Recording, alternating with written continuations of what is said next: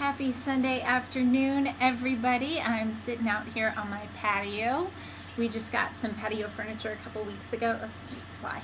And I got some palm trees. So this makes my backyard look really, really wonderful when in all actuality it's not. This is the best part of it right here because you can't really see too many of the cactus, although look right back there. There's one. The scary ones are all kind of hidden. In fact, we have some cactus in the front yard that are kind of funny.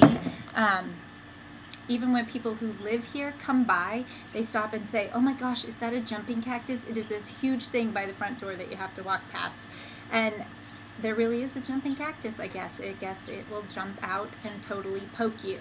The one by our front door is not, but it's scary, and both of the girls kind of hurry past it, which I totally get.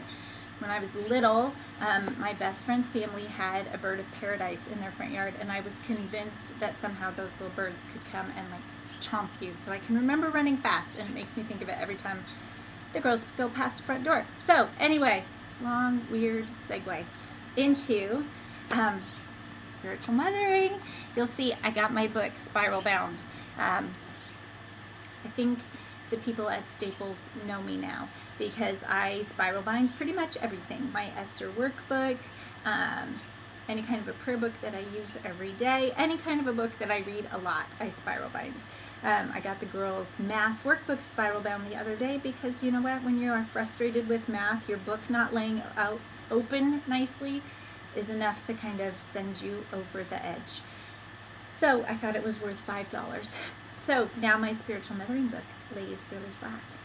So chapter 2, I am so excited about this, and I really love this chapter, especially at the beginning of the book, because I think this whole idea of a life purpose is something that we as women long for.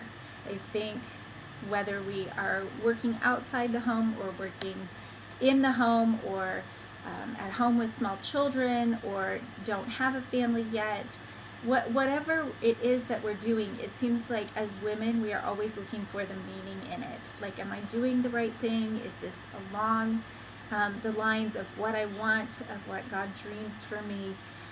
So I really love this, and I love how right off the bat Susan just makes it so simple that we don't need to kind of figure out our life purpose on our own. It's already figured out. Look, this makes it look like this post is coming up out of my head. It's not. See, it's back there. Maybe I'll just turn this way. Maybe I gotta go this way. Anyway, and it makes me laugh because I grew up on the catechism, and the very first question of the catechism is, what is the chief end of man or woman? And the chief end of man is to glorify God and enjoy Him forever. That is the first question. It's the first one I learned when I was small. And that's it. What's our purpose? Our purpose is to glorify God. And if we are doing that, we will find ourselves fulfilled in a way that we won't otherwise. And see, I even had to write it at the top of my book. See, sort of written all over all the pages. I don't think there's a page in here that doesn't have some notes in it. I just love looking at Mary in this chapter, and I've written a bunch of questions. You'll find them below after the video, and I just cannot wait to hear, especially like the one thing that you guys would pick as a slogan, a phrase, a sentence to write out and put someplace that you would keep it. And where you would see it each and every day to remind you of it.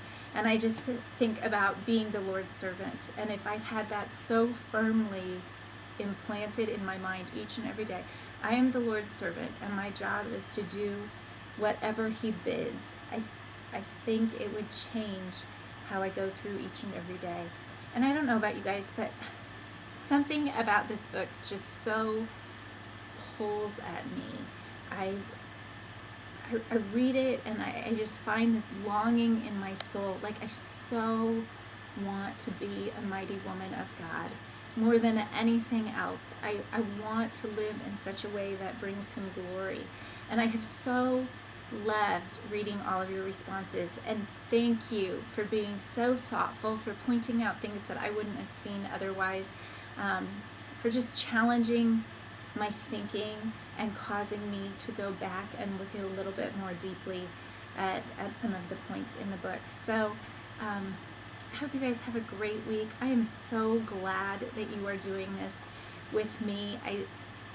I just am blessed beyond measure to know each of you, even in just sort of this weird internet, weird kind of a thing that we do. And I just want to say that when we get to heaven someday, we're all going to be neighbors.